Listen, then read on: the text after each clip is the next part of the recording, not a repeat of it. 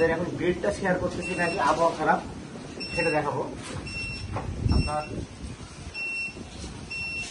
এটা হচ্ছে ওয়াট, এই যে টিভি 1 এর ওয়াট, এটা 1 এর সংযোগ দিয়ে নাই, এটা 2, এই যে 2 এ দেখাচ্ছে 527 ওয়াট নামতেছে এই আবহাওয়াতে সোলার থেকে।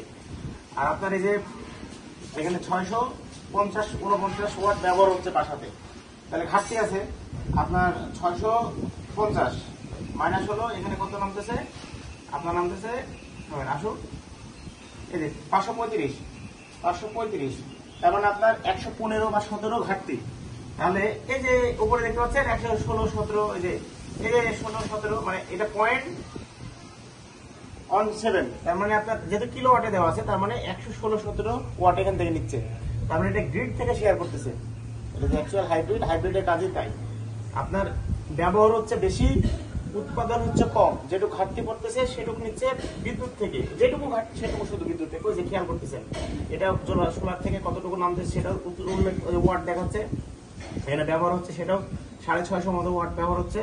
আর এখানে যেটুকু ঘাটতি পড়তেছে ওই যে 115, 17 মতো, আর যেহেতু আপ ডাউন করতেছে আউটপুটে এই যে 130, 117, এই যে 18, 120 এরকম বিদ্যুৎ থেকে নিচ্ছে।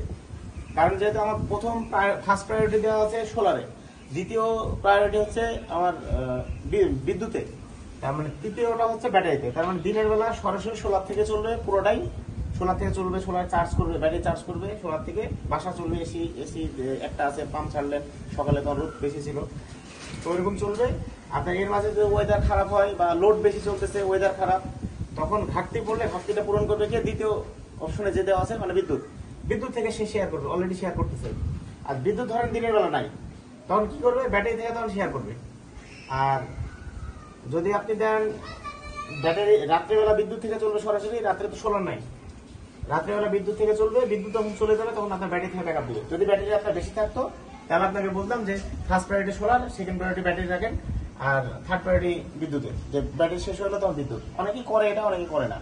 আর আপনার এখানে যেহেতু ব্যাটারি কম, লোড বেশি, দরকার নাই, এটা আপনি একটা 1.5 টন ইনভার্টার এসি আপনি 5 ঘন্টার মতো ব্যাকআপ পাবেন, 5 থেকে 6 ঘন্টার মতো ব্যাকআপ পাবেন এই ব্যাটারিতে। আর যদি আনুষঙ্গিক লোড চালান, বাসার ফ্যান লাইট, তখন আপনার আনুপাতিকভাবে কমে যাবে ব্যাকআপ টাইম, 3 ঘন্টা বা 4 ঘন্টার মতো। এই হচ্ছে ফাংশন। আপনার যদি মনে করেন এখন লোড আরো বাড়াবেন, একটা এসি ছেড়ে আসতে পারেন, 500 পাবেন, আর ওদিক থেকে দেখা 2000 নেবে, সেটা করতে পারেন। এসি ছাড়েন একটা, হচ্ছে 247, আমাদের নামছে 1.3 ইউনিট নামছে, মানে অলরেডি এই সংযোগ দেওয়ার পরে এখনো আমরা সংযোগ দিয়ে বের হতে পারি না, যেহেতু টেস্ট পারপাসে রাখছি। ওই যে আমার এখানে ওয়াট বাড়তেছে, অলরেডি এসি ছাড়ছে একটা 23% লোড, মানে আমরা 6 কিলো ওয়াটের 23% লোড, তাহলে 6 কিলো 23% লোড কত ওয়াট চলতেছে, তাহলে হিসাবে নেই 6000 হচ্ছে 23% না, ওটা 1300, ও সরি 27%, ওটা না 27%, মনে হয় 1600 ওয়াট মতো লোড, দেখি 1600 মিলে কিনা, এই যে 1600 ওয়াট মতো লোড চলতেছে, তার মানে এটা শতভাগই আপনি পাবেন। ওটা থেকে এই যে এসি, এই যে 27% লোড, একটা এসিতে 6 কিলোর ইনভার্টারে একটা এসি ছাড়াতে 27% লোড, আনুষঙ্গিক ফ্যান লাইটে চলতেছে, তাহলে টোটাল আছে 27% লোড। এরকম 1.5 টনের এসি ইনভার্টার যদি হয় তাহলে 3টা চালাতে পারবেন, নন ইনভার্টার 2টা চালাতে পারবেন, আর 2 টনের এসি চালাতে পারবেন ইনভার্টার। আর এখানে ওয়াটটাও শো করতেছে 1600, আপনার 1600 ভিএ, যদি এটা এই যে এখানে ওয়াট দেখবেন কিলো ওয়াট, 1600, একটা 1.5 টন এসি, 4টা মানে ফ্যান আছে, সব মিলে আপনার এই লোডটা চলতেছে। এখন আমার যেটা আপনার দেখার বিষয় সেটা হলো যে এই যে সোলার PV1, PV2, তার মানে PV2-তে 700 ওয়াট পাচ্ছে, আমার ওয়েদার মানে একটু আপ ডাউন করতেছে, যদি মেঘলা আবহাওয়া, 700 ওয়াট পাচ্ছি, 1600 ব্যবহার হচ্ছে, মাইনাস 700 আমার সোলার থেকে 900 মতো, ওই যে 900, ওটা কিন্তু গ্রিড থেকে শেয়ার করতেছে, 900, 1000, যেহেতু এখানে আপ ডাউন করতেছে, 1600 যায় 1700 হয়ে যাচ্ছে, তো এই যে 900 মতো নামতেছে, মানে গ্রিড থেকে নিচ্ছে। এখন যদি আমি গ্রিড বন্ধ করে দিই, সাপোজ যে গ্রিড আমি বন্ধ করে দিলাম, বিদ্যুৎ চলে গেল, তার মানে আমার গ্রিডের সিগন্যালটা হারিয়ে গেল, এখন নিবে কোথেকে, এখন নিবে ব্যাটারি থেকে।